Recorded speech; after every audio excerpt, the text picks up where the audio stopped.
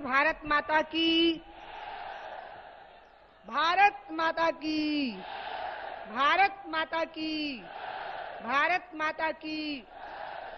मंच पर आसीन भारतीय जनता पार्टी के राष्ट्रीय अध्यक्ष आदरणीय राजनाथ सिंह जी, भारतीय जनता पार्टी की तरफ से प्रस्तावित गुजरात के मुख्यमंत्री तथा भारत के जन आकांक्षाओं के अनुसार भारतीय जनता पार्टी के द्वारा घोषित भारतीय जनता पार्टी के नेता तथा भारत के भावी प्रधानमंत्री, हम सबके बड़े भाई एवं आदर्श आदरणीय श्री नरेंद्र मोदी जी, यहाँ के प्रदेश अध्यक्ष श्री लक्ष्मीकांत जी वाजपेयी जी, यहाँ के प्रभारी महासचिव श्री अमित शाह जी तथा उत्तर प्रदेश में जिन्होंने अपराध और भ्रष्टाचार पर कंट्रोल करने वाली राज्य व्यवस्था लागू की थी, ऐसे हमारे बड़े भाई आदरणीय कल्याण सिंह जी, मंच पर उपस्थित भारतीय जनता पार्टी के अन्य सभी पदाधिकारी वृंद, समय के संकोच के कारण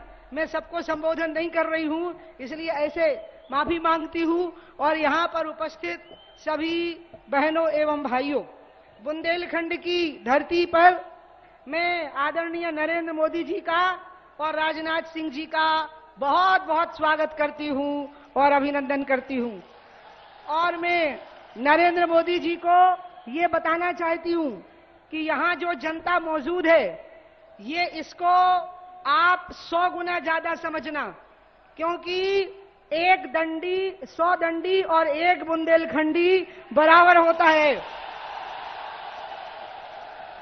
100 दंडी और एक बुंदेलखंडी बराबर पड़ते हैं। इसलिए यहाँ जो लोग बैठे हैं, ये 100 करोड़ लोगों की ताकत रखने वाले लोग हैं जो कि यहाँ पर बैठे हुए हैं। हमने झांसी में कभी भी इतना बड़ा जनसमूह नहीं देखा। आज यहाँ उपस्थित सभी बहनें और भाई नरेंद्र मोदी जी के कारण यहाँ उपस्थित हुए हैं, और उसका कारण ये है कि नरेंद्र मोदी जी ने जो गुजरात में दिया है, आज देश की जनता चाहती है कि वो पूरे देश में भी देखने के लिए मिले। गुजरात हिंदुस्तान का एक ऐसा राज्य है जिसमें बिना रिश्वत लिए काम होता है। आपको पता होना चाहिए, हिंदुस्तान में गुजरात एक ऐसा राज्य है जहां भ्रष्टाचार से काम नहीं होता है, ईमानदारी से टाइम पर पूरी की पूरी फाइल का काम हो जाता है, पूरा का पूरा काम हो जाता है, ऐसा गुजरात राज्य है। और दूसरी बात महिलाओं को बताऊं, हिंदुस्तान में सबसे ज्यादा महिलाएं अगर किसी राज्य में सुरक्षित मानी गई हैं तो वो गुजरात में मानी गई हैं। और तीसरी बात में मैं आपको बताऊं, बाकी जगह पर हेलीकॉप्टर पर आना और गुजरात में सड़क पर जाना बराबर टाइम लगता है, चाहे आप हेलीकॉप्टर से चले जाओ, चाहे आप सड़क से चले जाओ। इसलिए जो व्यक्ति महिलाओं को संरक्षण दे सकता हो, जो व्यक्ति ऐसा डेवलपमेंट दे सकता हो, और जो व्यक्ति भ्रष्टाचार मुक्त शासन दे सकता हो, ये भूख है भारत की जनता के अंदर। इसी प्रकार से हमें कहा गया कि हम मुसलमानों के विरोधी हैं, लेकिन ये उमा भारती नहीं कह रही है, इंदिरा गांधी के सोनिया गांधी के राजीव गांधी फाउंडेशन की सर्वे की रिपोर्ट है कि हिंदुस्तान में सबसे ज्यादा मुसलमान अगर कहीं खुश है तो वो उत्तर प्रदेश में नहीं है, बल्कि गुजरात के अंदर सबसे ज्यादा मुसलमान खुश है, क्योंकि उसको रोटी और रोजगार की जरूरत है। इसलिए पहली बार भारत में ऐसा हुआ है जब किसी व्यक्ति को प्रधानमंत्री के लिए उम्मीदवार बनाने का फैसला पार्टी ने नहीं किया, जनता ने मजबूर कर दिया पार्टी को कि वो घोषित करे एक ऐसे व्यक्ति को। क्योंकि आज हिंदुस्तान की जो जरूरत है वो एक अच्छी शासन व्यवस्था की है, आज हिंदुस्तान की जो जरूरत है वो सुरक्षा व्यवस्था की है, आज हिंदुस्तान की जो जरूरत है वो भूख भय और भ्रष्टाचार से मुक्ति पाने की है। और इसलिए बुंदेलखंड की धरती से मैं महिलाओं को भी कहूंगी जो बहुत बड़ी संख्या में आई हैं, बुंदेलों हर बोलों के मुंह हमने सुनी कहानी थी, और खूब लड़ी मर्दानी वो तो झांसी वाली रानी थी।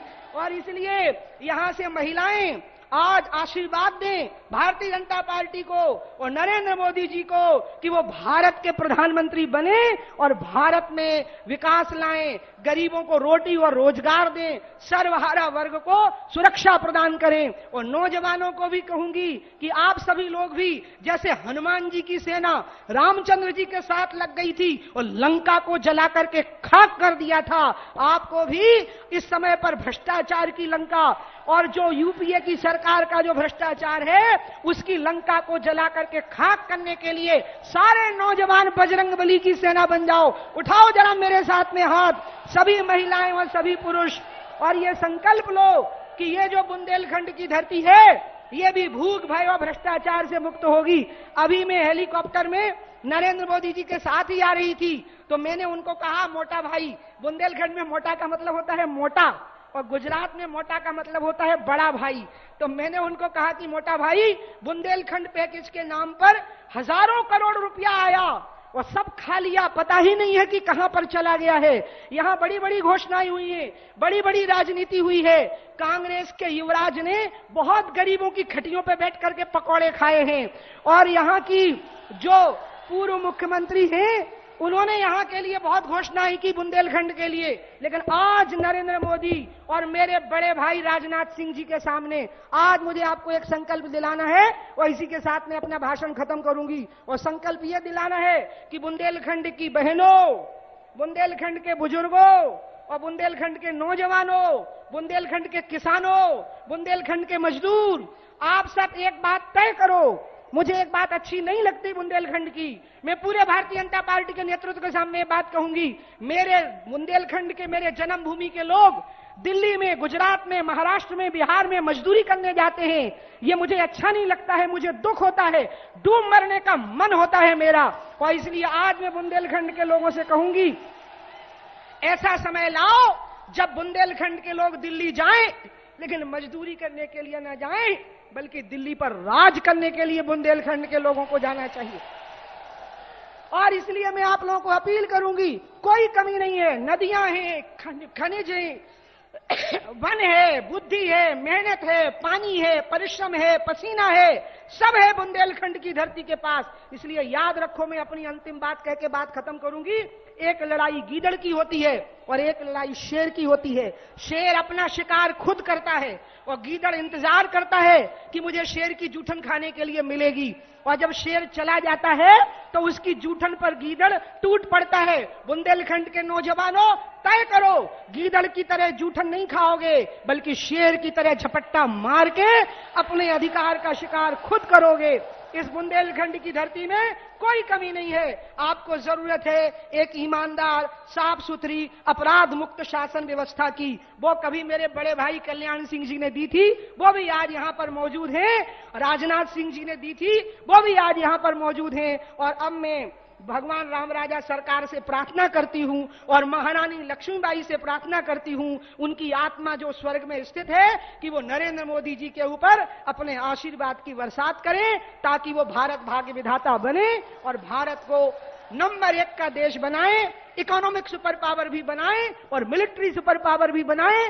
कोई देश गोपी बन के आए तो हम उसके सामने बांसुरी बजाएंगे, कोई देश अर्जुन बन के आए तो हम उसको गीता सुनाएं, और जब कोई देश शिशुपाल बन के आए तो सुदर्शन चक्र चलाएं। ऐसा हमारे देश का निर्माण हो। इन्हीं शब्दों के साथ मैं अपनी बात समाप्त करती हूं। बोलिए भारत माता की, भारत माता की, भारत माता की जय। जय श्री राम।